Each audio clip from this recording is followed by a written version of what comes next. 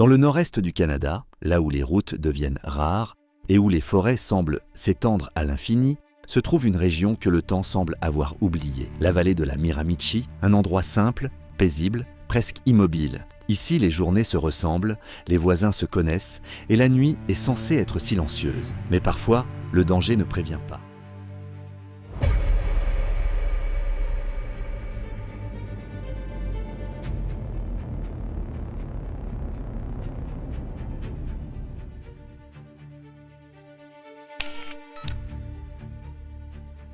En 1986, un crime vient brutalement briser cette tranquillité. George Lehman, un commerçant âgé et respecté, est retrouvé mort dans son propre établissement. L'attaque est extrêmement violente. La victime est frappée à plusieurs reprises, dans une scène décrite comme chaotique et brutale. L'enquête progresse rapidement et mène à Alan Legere, un homme discret mais déjà instable. Il est arrêté, jugé et condamné. À ce moment-là, il est responsable d'un meurtre confirmé. Pour les habitants, la menace semble écartée. Du moins, c'est ce qu'ils pensent.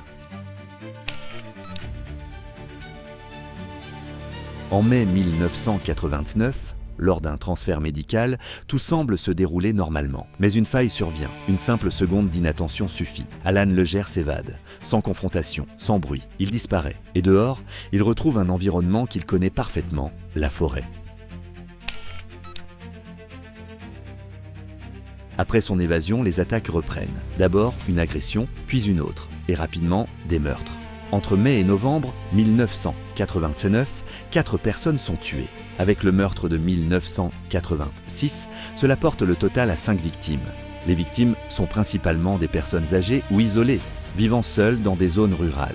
Le choix n'est pas aléatoire, Legere cible des individus vulnérables. Les crimes sont marqués par une violence extrême. Coups répétés, ligotage, parfois strangulation. Il pénètre directement dans les domiciles, surprend ses victimes et agit avec une brutalité incontrôlée. Ces attaques ne sont pas rapides. Elles sont prolongées, désorganisées et profondément traumatisantes. Peu à peu, la peur envahit toute la région. Les autorités comprennent qu'elles traquent un tueur en série. Mais Legere ne suit pas un schéma classique. Son mode opératoire est opportuniste. Il s'introduit de nuit dans des maisons isolées, observe ses cibles, puis attaque par surprise. Il utilise souvent des objets trouvés sur place, ce qui rend ses crimes imprévisibles. Il se déplace rapidement à travers les zones boisées, se nourrit en cambriolant et vole parfois des vêtements ou des véhicules. Il vit littéralement dans le territoire qu'il terrorise. La chasse à l'homme devient massive. Barrages, patrouilles, recherches en forêt. Mais pendant des semaines, il échappe aux autorités. Comme un fantôme, l'enquête prend un tournant décisif avec l'utilisation de l'ADN. À l'époque, cette technologie est encore récente. Des traces invisibles sont analysées et comparées. Elles permettent de relier formellement Alan Legere aux scènes de crime. Pour la première fois au Canada, l'ADN devient une preuve centrale. Et cette fois, il ne peut plus nier.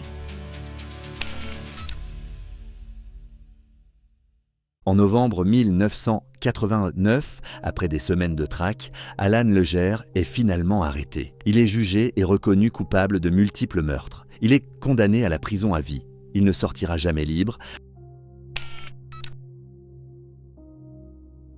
Alan Legere a passé le reste de sa vie en prison, dans un établissement de haute sécurité. Toutes ses demandes de libération ont été refusées. Il est resté détenu jusqu'à sa mort en mars 2026. Il n'a jamais retrouvé la liberté. Aujourd'hui, la Miramichi semble calme, mais cette affaire a laissé une trace durable, un traumatisme collectif et un nom que personne n'a oublié, Alan Legere, parce que certaines histoires ne disparaissent jamais vraiment.